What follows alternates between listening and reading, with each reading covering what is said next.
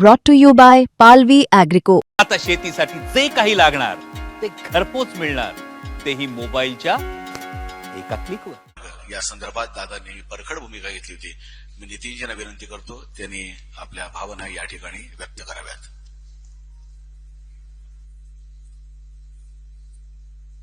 आज दादांना श्रद्धांजली अर्पण करण्याची वेळ येईल असं स्वप्नात देखील कधी वाटलं नव्हतं. जो माणूस जन्माला येतो त्याचा मृत्यू अटळ आहे, हा यावतचंद्र दिवाकरू असा नियम आहे. पण एखाद्या व्यक्ती जीवनात जगला किती यापेक्षा जीवन जगला कसा हे जास्त महत्वाचं आहे. दादांचं जीवन मला जवळून पाहण्याची संधी मिळाली ते सगळ्यात पहिल्यांदा जेव्हा आमदार झाले आणि त्यानंतर ऊर्जा राज्यमंत्री झाले तेव्हापासून त्यावेळी महाराष्ट्राच्या विधानमंडळामध्ये मी होतो आणि त्यांची आणि माझी अतिशय घनिष्ठ मैत्री झाली.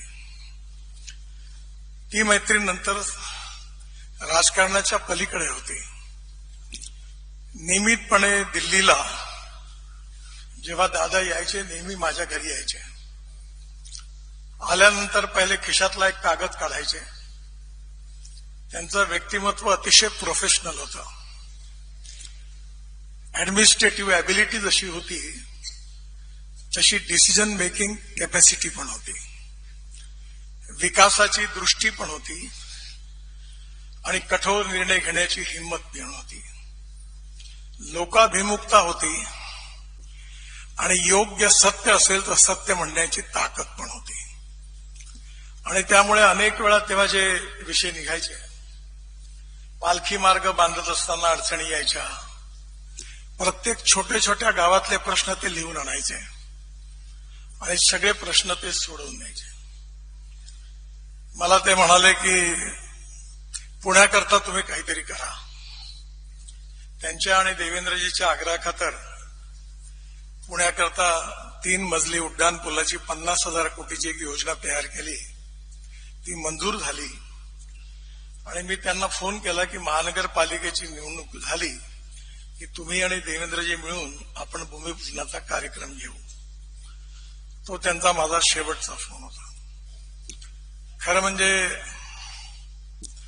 त्यांचा अकाली जाणं हा सगळ्यांवरच फार मोठा आघात आहे, पण महाराष्ट्रावर देखील आघात आहे. निर्णय घेणारा, विकासाची दृष्टी ठेवणारा आणि निर्णयाकरता हिमतीने त्याची किंमत चुकवण्याची हिंमत दाखवणारा नेता होता. नाही तर नुसतं गोडगोड बोलून काही प्रश्न सुटत नाहीत. एखादी गोष्ट जनतेच्या हिताची असेल तर ती झाली पाहिजे याचा आग्रह, ती मला मान्य नाही, हे होणार नाही, हे स्पष्टपणे सांगण्याची त्यांची हिंमत होती. हे मी त्यांना सभागृहातही बघितलं आणि 2009 नंतर मग मी दिल्लीत गेल्यानंतर माझं मुंबईत येणं जवळपास कमी झालं. पण सातत्याने दादा दिल्लीमध्ये येतील त्यावेळी त्यांची भेट व्हायची आणि कागद काढून त्यांचा अजेंडा पूर्ण झाल्यावर मनसोक्त गप्पा व्हायच्या आणि त्या सगळ्या राजकारणापलीकडच्या होत्या. त्यांच्या आयुष्यातले, माझ्या आयुष्यातले अनेक असे प्रसंग आहेत, चर्चा करता येण्यासारखी नाही आहे, पण त्याची हमखास चर्चा पण व्हायची. आणि म्हणून अशा प्रकारचा एक अतिशय उमदा नेता, ज्याला महाराष्ट्राच्या विकासाची दृष्टी होती, निर्णय घेण्याची क्षमता होती आणि लोकाभिमुख दृष्टिकोन होता, असा नेता आपण महाराष्ट्राने गमावला. त्यांच्या व्यक्तिमत्वामध्ये ओनरशिप होती. वसंतदादा शुगर इन्स्टिट्यूटची पवार साहेबांना मी विनंती केली की विदर्भात आपण शाखा उघडा. त्यांना जागा मिळाली, त्याचं काम सुरू झालं आणि एक दिवस सकाळी 5 वाजताच्या विमानाने अजितदादा नागपूरला आले आणि स्वतः ते त्या ठिकाणी जागा पाहायला गेले आणि वापस येताना माझ्या घरी आले. मी त्यांना म्हटलं तुम्ही आज नागपुरात कशा करता आले? तर ते म्हणाले मी केवळ या वसंतदादा शुगर इन्स्टिट्यूटची जागा कशी आहे, त्याचं काम कसं होणार ते बघण्याकरता आलो. मी म्हणलं तुमची ओनरशिप एखाद्या कामाबद्दलची खरंच शिकण्यासारखी आहे की त्या कामाकरता त्यांनी वेळ काढला, तेवढ्या करता ते आले.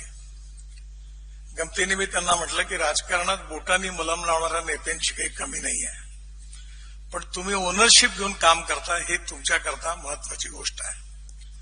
आणि म्हणून राजकारणापलीकडचा एक मित्र, विकासाची दृष्टी ठेवणारा आणि महाराष्ट्राकरता, महाराष्ट्रातल्या ग्रामीण जनतेकरता, शेतकऱ्यांकरता, विशेषतः ऊस उत्पादक शेतकरी असतील त्याच्याबरोबर त्यांनी इतरही शेतकऱ्यांची दुःख, त्याची संवेदनशीलता त्यांच्या मनामध्ये होती. अशा एका अतिशय उमद्या नेत्याला आपण गमावलेलं आहे.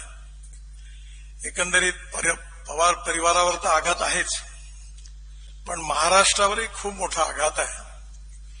आणि माझ्यासारख्या करता विशेष रूपाने एक अतिशय उत्तम व्यक्तिगत मित्र राजकारणापलीकडचा गमावला आहे. त्याचंही खूप दुःख आहे आणि हे दुःख खूप मोठं आहे. पण शेवटी मृत्यू अटळ असल्यामुळे आज ते जरी आपल्यात नसले तरी त्यांचे विचार, त्यांचे निर्णय, त्यांची व्हिजन, त्यांचा दृष्टिकोन आपल्यामध्ये आहे. तो घेऊन आपण ती कामं जर पूर्ण केली तर नक्कीच त्यांच्या आत्म्याला शांती मिळेल. मी पवार परिवाराला हे दुःख सहन करण्याची शक्ती परमेश्वरांनी द्यावी अशी ईश्वरचरणी प्रार्थना करतो.